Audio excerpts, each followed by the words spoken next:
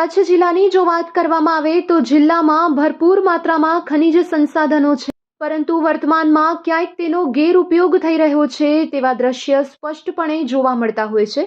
ત્યારે આજરોજ અમારા કચ્છ કેર ટીવી ન્યૂઝની ટીમ દ્વારા ભુજ તાલુકાના લોડાઈ ગામની મુલાકાત લેવામાં આવી હતી અને આ લોડાઈ ગામના સ્થાનિક વ્યક્તિઓ સાથે વાતચીત કરવામાં આવી ત્યારે તેમના દ્વારા જણાવવામાં આવ્યું કે અમારા ગામમાંથી દિવસભર રેતી ચોરી કરવામાં આવતી હોય છે અને મોટા મોટા ડમ્પર રેતીના ભરીને ગામની બહાર જતા હોય છે। જ્યારે અમે ખાણ ખનિજ વિભાગને જાણ કરીએ છીએ ત્યારે માથાભારે શખ્સો તેમની સાથે ઝઘડવા માટે આવતા હોય છે અને સ્થાનિકો કહી રહ્યા છે કે આ નદીમાંથી જ્યારે રેતી બહાર કાઢવામાં આવી છે ત્યારે અહીંથી હજારો ટન રેતી ખાલી થઈ ગઈ છે।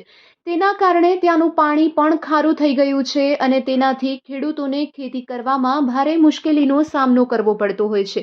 સ્થાનિકો સ્પષ્ટપણે જણાવી રહ્યા છે કે જાણે કે ખાણ ખનિજ વિભાગ અને પોલીસની મિલીભગત હોય તેવો તાલ અમને દેખાતો હોય છે, કારણ કે પોલીસને જાણ કરવામાં આવે તો તેઓ પણ ખાણ ખનિજ વિભાગ વિરુદ્ધ કોઈ જ કામગીરી કરતા નથી, તો તે કેટલે અંશે યોગ્ય છે। આ અંગે યોગ્ય કાર્યવાહી કરવામાં આવે તેવી ત્યાંના સ્થાનિકો દ્વારા માંગ કરવામાં આવી છે। આવો વધુ સાંભળીએ તેમના જ શબ્દોમાં।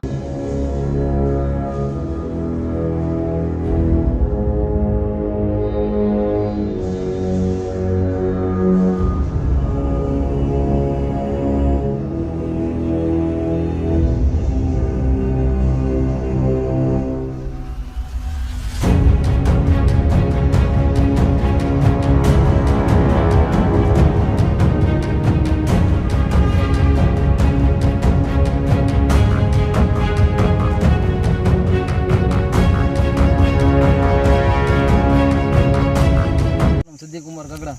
સિદ્ધિક ભાઈ, આ કયો વિસ્તાર છે અને શું સમસ્યા છે? આજે આ ભુજ તાલુકાનું ગામ આવે છે લોડાઈ ગામ। બરાબર। લોડાઈ ગામ આવે છે, અમારી વાડી और ખેતર આવ્યા છે। અમે 24 કલાક રાત દિવસ રેતી ઉપાડે છે। ખનિજ ખાતો અને પોલીસને દેખાતું નથી। રાત દિવસ ગાડીઓ હાલે છે, ટ્રકો હલે છે, ચોરી છુપી ગાડી ભરે છે। અમારી ખેતરો વાડીને આખી શુદ્ધ હોય નથી, પાણી ખારા થઈ ગયા છે। જ્યારે કહીએ તો હથિયારો લઈને આવે છે, એના ભેગું ખનિજ ખાતો પોલીસ વાળો ભેગું મેલેલ છે। આપણે જ્યારે કહીએ છીએ એને આ રેતી ન પાડો તો બાજુ લડો આવે છે ગામવાળા ભેગા થઈને। જ્યારે જોઈએ ખેતીવાડી અમારી વાડી આખી વાડી સુથવારી કે છે નથી ખેતર વાડી, જ્યારે જોઈએ રેતી રાત દિવસ ઉપાડે છે। જ્યાં જોઈએ જ્યારે આવીએ અમે તો આ લોકો ધોકા લઈને ઊભા થઈ જાય છે। અમે 2-4 જણા છીએ। બાપુજી હતા ત્યારે બાપુજી ઓફ થઈ ગયા છે। બાપુજી અત્યારે આ લોકોને ત્યાં તાકાત નથી ઉપાડી શકે રેતી। તમારી વાડી ક્યાં બાજુ આવેલી? અમારી વાડી આ સામે વાડીઓ ખેતર બાજુ સામે જ આવે છે, વાડીઓ ખેતર નદીમાં જ।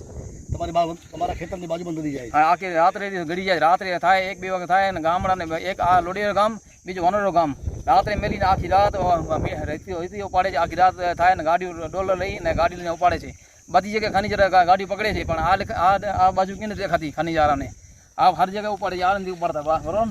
જે રીતે એના વાડી આવેલી છે, ભાઈએ વાત કરી કે આ નદીમાંથી રેતી ઉપડે છે, તો જોઈ રહ્યા છો કે 2 કરોડ રૂપિયાની રેતી ઉપડી ગઈ છે।